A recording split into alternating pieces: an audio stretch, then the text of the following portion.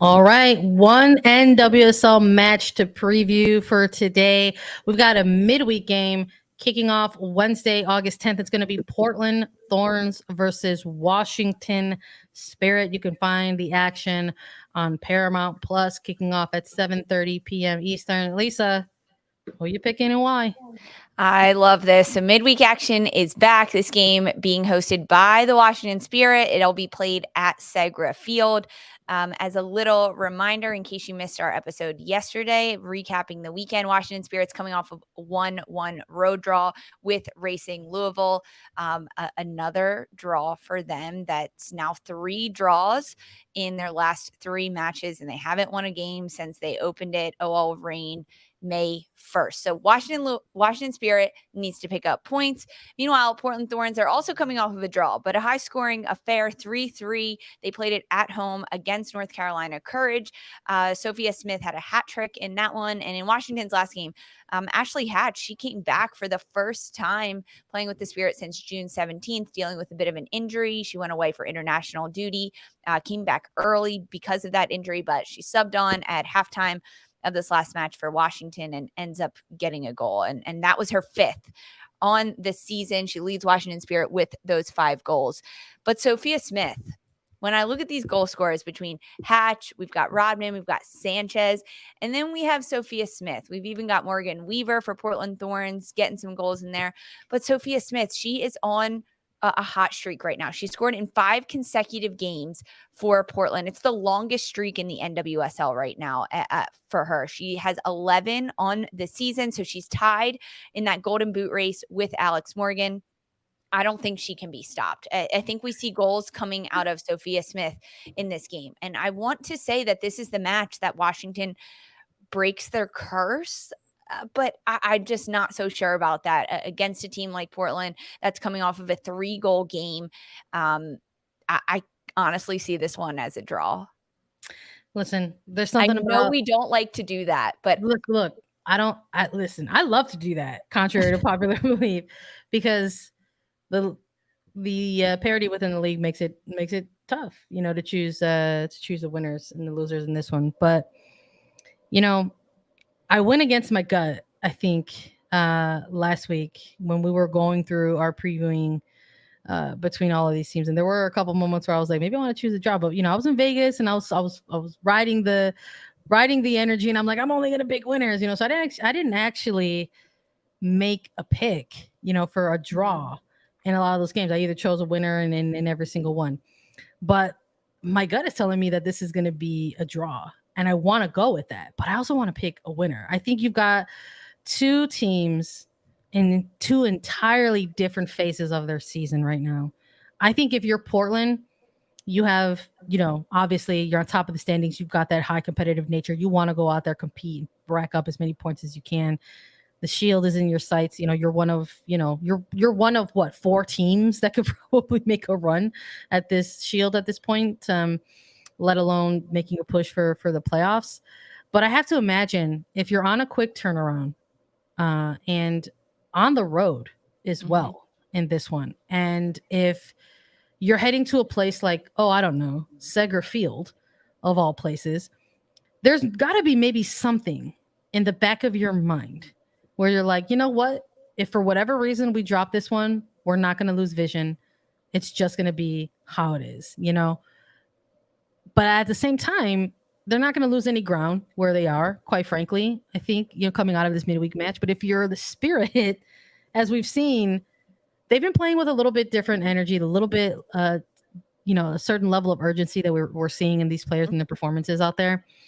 They're in a completely different area, in terms of mindset and in terms of where they literally are on the table. After their result last weekend, they're no longer like second to last. They're finally out of that second to last, but they're not in 11th, they're in 10th. A win would be massive.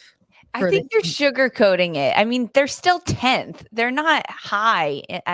They're not low. It's so low. Yeah, but I think when you have as few games remaining, I think if you're the Spirit team, you have to make these games count. And this Portland team is a team that the Spirit play well against, quite frankly. I think they match up against each other fairly evenly. And I really liked what we saw out of Ashley Sanchez. I really liked what we saw out of Trinity Rodman last week. And I think we saw that wild draw against two teams who had a lot of familiarity with each other. And quite frankly, we're used to some high scoring draws. We've seen those a couple of times between the Courage and the Spirit already. Yep. This is just something that occurs with them. So I don't think this is actually going to be a home advantage to the full extent that you would imagine it to be, because the Spirit have struggled themselves at Segra Field. It's not a place that they enjoy playing. So I think that's actually going to cancel things out a little bit between these two sides. But I will say that I too have this as a draw, but I do think that the Spirit are going to make it interesting. They're going to make it interesting. They will. And when you look at this schedule, Washington's plays tomorrow, right? They have this game hosting against Portland Thorns. They don't play again until August 27th. That's over 2 weeks time off for Chris Ward and his side. So this is where they need to pick up points. And in terms of making it entertaining, yeah, Washington is going to make it entertaining. I expect some goals out of this side, especially if Ashley Hatch can maybe get a little bit more than 45 minutes.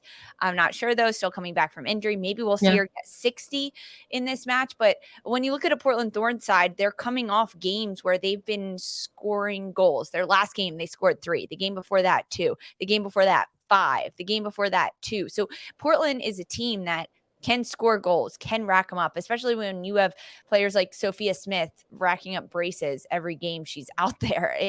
I'm expecting a high scoring one. However, Portland is coming off of a 3-3 draw, and I'm not sure that they're going to concede 3 goals again in back-to-back games. That's I don't anticipate. That's not typical of Portland Thorns, even though Washington will put so much pressure on them offensively. Yeah, I don't anticipate it's going to be like we're going to get like a 6-goal scoreline. I wouldn't be surprised if it's like a 1-1 scoreline.